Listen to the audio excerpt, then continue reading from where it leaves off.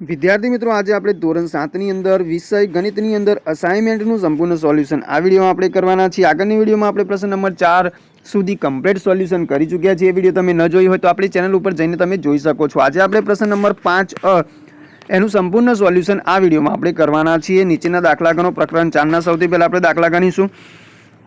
તો પ્રશ્ન 5 અને બધા જ દાખલાઓ આપણે આ વિડીયોમાં તમને મળી જશે વિદ્યાર્થી મિત્રો।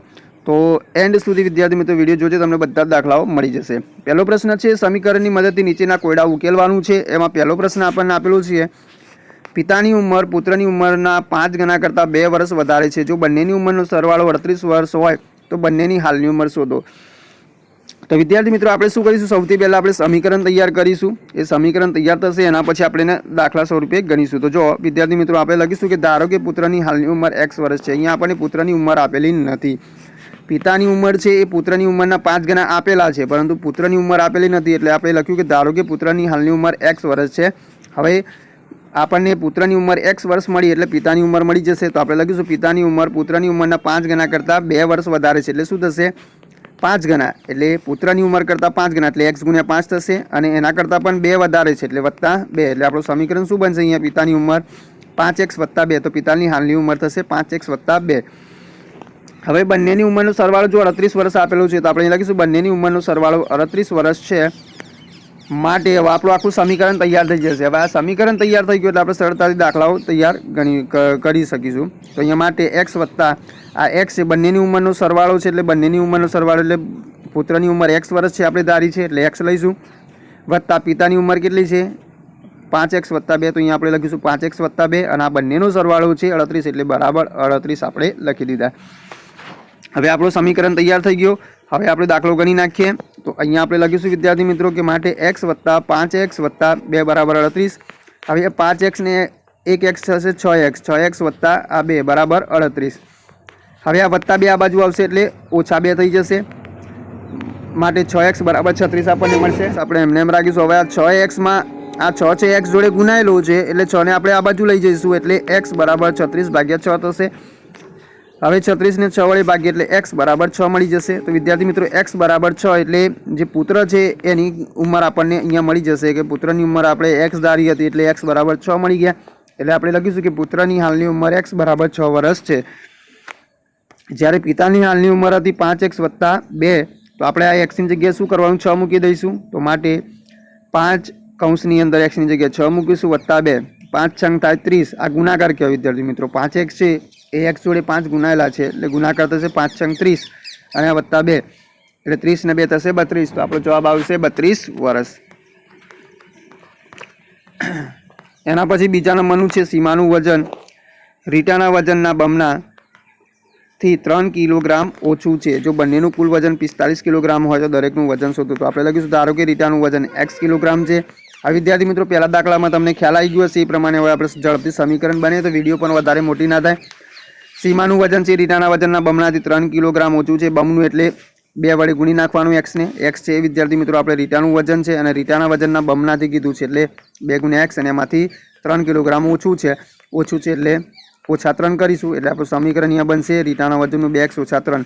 હવે બંનેનું કુલ વજન 45 કિલોગ્રામ છે, એટલે બંનેનું કુલ વજન એટલે સરવાળો થશે, માટે આ x છે થશે વિદ્યાર્થી મિત્રો રીટાનું વજન, પછી વત્તા 2x ઓછા 3 છે સીમાનું વજન, અને આ બંનેનો સરવાળો 45 એટલે બરાબર 45।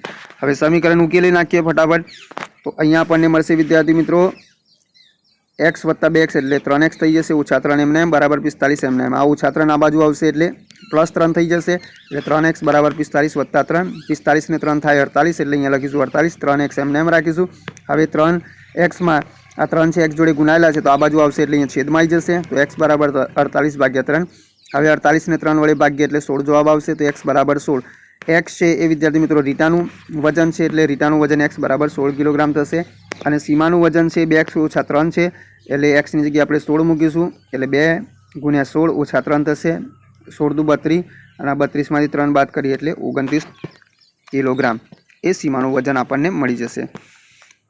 એના પછી છે એક ટેબલ અને એક ખુરશીની કુલ કિંમત ₹600 છે। જો ખુરશીની કિંમત કરતાં ટેબલની કિંમત બમણી હોય તો દરેકની કિંમત શોધવાની છે। તો ધારો કે ખુરશીની કિંમત x રૂપિયા છે, કારણ કે આપણને ખુરશીની કિંમત આપેલી નથી। અહીંયા જો વિદ્યાર્થી મિત્રો ટેબલની કિંમત આપેલી છે કે એક ટેબલ અને એક ખુરશીની કુલ કિંમત ₹600. ખુરશીની કિંમત છે એ ટેબલની કિંમત કરતાં બમણી છે.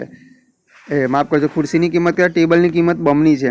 એટલે અહીંયા આપણને ટેબલની કિંમત આપેલી છે, ખુરશીની કિંમત કરતાં બમણી છે એમ કહે છે. એટલે ટેબલની કિંમત આપણને મળી જાય ક્યારે? ખુરશીની કિંમત મળે ત્યારે. એટલે આપણે ધારો કે ખુરશીની કિંમત ₹X છે, ટેબલની કિંમત ખુરશીની કિંમત કરતાં બમણી છે એટલે X × 2 કરીશું એટલે 2X અને બંનેની કુલ કિંમત છે ₹600. એટલે X એટલે ખુરશીની કિંમત અને 2X એટલે ટેબલની કિંમત. બંનેનો સરવાળો આપણને આપેલું છે કુલ કિંમત ₹600. બંનેનો સરવાળો X + 2X બરાબર 600 થશે. X + 2X 3X થશે બરાબર 600. હવે 3 આ બાજુ આવશે એટલે ભાગાકારમાં, તો 600 ને 3 વડે ભાગીએ એટલે X બરાબર 200. X બરાબર 200 મળી જશે. એ કોની કિંમત છે? ખુરશીની કિંમત. એટલે ખુરશીની કિંમત X બરાબર ₹200 થશે. જ્યારે ટેબલની કિંમત છે એ જોઈએ વિદ્યાર્થી મિત્રો. ટેબલની કિંમત 2X છે એટલે 2 × 200 કરીશું. Xની જગ્યાએ આપણે આ 200 મૂકીશું Xની જગ્યાએ. એટલે 2 × 200 થશે એટલે ₹400 થશે. તો ટેબલની કિંમત છે આપણને ₹400 મળશે. ચોથા નંબરનો દાખલો છે. એમાં છે રાધાની હાલની ઉંમર અને 4 વર્ષ પછીની ઉંમરનો સરવાળો 48 વર્ષ છે. તો રાધાની હાલની ઉંમર શોધો. તો ધારો કે રાધાની હાલની ઉંમર X વર્ષ છે અને તેથી રાધાની 4 વર્ષ પછીની ઉંમર થશે X + 4 થશે. કારણ કે હાલની ઉંમર X લીધી તો 4 વર્ષ પછીની ઉંમર, તો એમાં 4 + 4 કરીશું આપણે, એટલે કે 4 ઉમેરીશું એટલે 4 વર્ષ પછીની ઉંમર મળી જાય. તો હાલની ઉંમર અને 4 વર્ષ પછીની ઉંમરનો સરવાળો આપણને 48 વર્ષ આપેલું છે. આપણું સમીકરણ બનશે વિદ્યાર્થી મિત્રો કે X + 4, કારણ કે આ હાલની ઉંમર અને આ 4 વર્ષ પછીની ઉંમરનો બંનેનો સરવાળો થાય છે 48. હવે X + X 2X થઈ જશે અને +4 એમના એમ, અને આ બાજુ 48 પણ એમના એમ. આ +4 આ બાજુ આવશે એટલે -4 થઈ જશે. 48માંથી 4 જશે એટલે 44 થશે. અને આ 2X આપણે એમને મૂકતા જઈશું. હવે 2 છે આ બાજુ લાવીશું એટલે અહીંયા છેદમાં આવશે એટલે X બરાબર 22 મળશે. તો રાધાની હાલની ઉંમર છે એ 22 વર્ષ મળશે. અત્યારે આપણે આની અંદર વિદ્યાર્થી મિત્રો હાલની ઉંમર જ શોધવાની છે, એટલે 4 વર્ષ પછીની ઉંમર શોધવાની નથી. એટલે આપણો જવાબ સીધો અહીંયા આવી જશે કે રાધાની હાલની ઉંમર X બરાબર 22 વર્ષ છે. હવે પ્રશ્ન 2 છે. એમાં છે નીચેના સમીકરણોને વિધાન સ્વરૂપે લખવાનું છે. તો અહીંયા ફટાફટ ઝડપથી આપણે જોઈ લઈએ વિધાનોને કેવી રીતે લખીશું. તો અહીંયા 12 - x² બરાબર 4. તો શું થશે? 12માંથી x ના અડધા બાદ કરતાં 4 મળે છે. પછી અહીંયા 5x - 1 બરાબર 4. તો x ના 5 ગણા, આ x જોડે 5 છે ગુણાયેલા કહેવાય, એટલે x ના 5 ગણામાંથી, અને ગુણાયેલા હોય એટલે ગણા શબ્દ વાપરીએ. તો x ના 5 ગણામાંથી આ 1 બાદ કર્યું છે -x, એટલે 1 બાદ કરતાં બરાબર 4 મળે છે. એટલે પરિણામ આપણને 4 મળે છે. એટલે 1 બાદ કરતાં 4 મળે છે. અહીંયા 3 + 2x બરાબર 9. તેમાં આવશે 3માં x ના 2 ગણા ઉમેરતા 9 મળે છે. આ ઝડપથી વિદ્યાર્થી મિત્રો જોઈ લઈએ, એમાં સમજાવતા નથી. 2y - 25 બરાબર -5. તેમાં આવશે y ના 2 ગણામાંથી 25 બાદ કરતાં -5 મળે છે. પછી n / 5 + 5 બરાબર 10. તો n ને 5 વડે ભાગી તેમાં 5 ઉમેરતા 10 મળે છે. એના પછી છે 2x + 9 બરાબર 13. તો x ના 2 ગણામાંથી 9 ઉમેરતા 13 મળે છે. પછી 3x - 5 બરાબર 7. તો x ના 3 ગણામાંથી 5 બાદ કરતાં 7 મળે છે.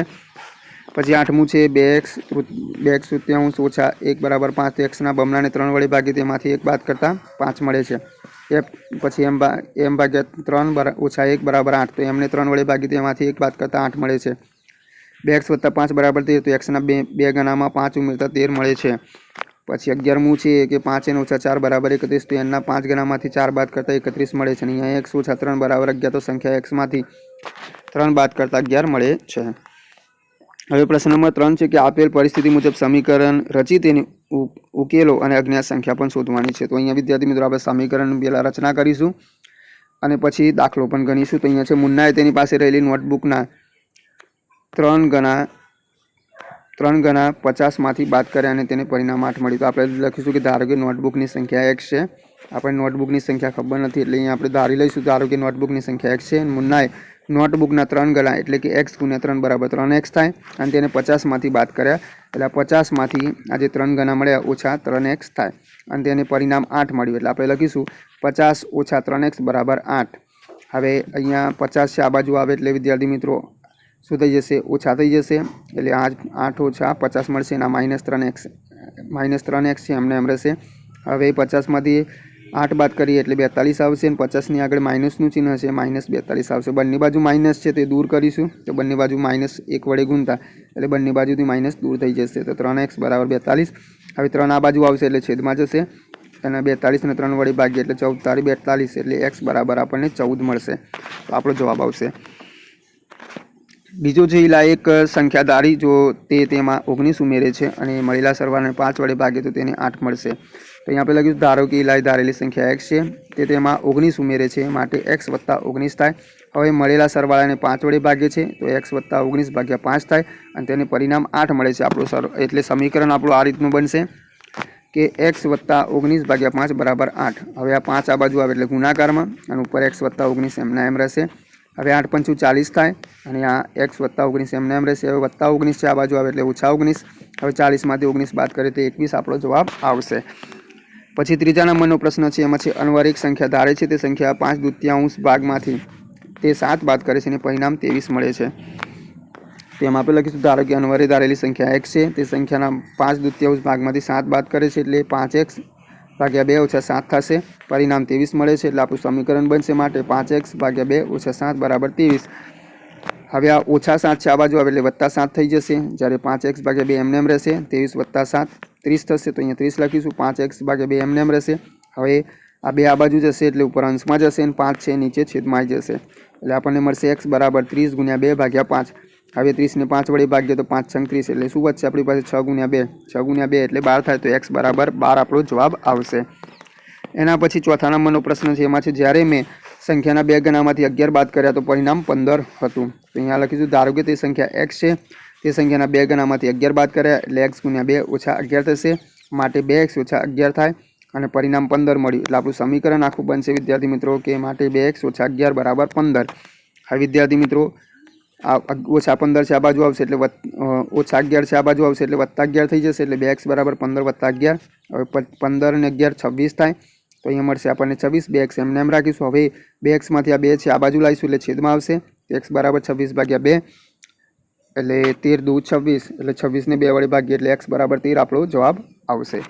તો વિદ્યાર્થી મિત્રો આગળની વિડીયોમાં આપણે પ્રશ્ન 5 નું સંપૂર્ણ સોલ્યુશન કરાવીશું. તો વિદ્યાર્થી મિત્રો તમે આપણી ચેનલ પર નયા હોય અને ચેનલ સબસ્ક્રાઇબ ન કરી હોય તો વિદ્યાર્થી મિત્રો સબસ્ક્રાઇબ કરવાનું ભૂલતા નહીં અને તમારા કોઈ પણ દાખલાઓમાં પ્રોબ્લેમ હોય તો કમેન્ટ કરીને જણાવજો. અમે જરૂરથી એનું સોલ્યુશન કરવા પ્રયત્ન કરીશું. આગળ નવી વિડીયોમાં આપણે નવા પ્રશ્નો સાથે ફરીથી મળીશું.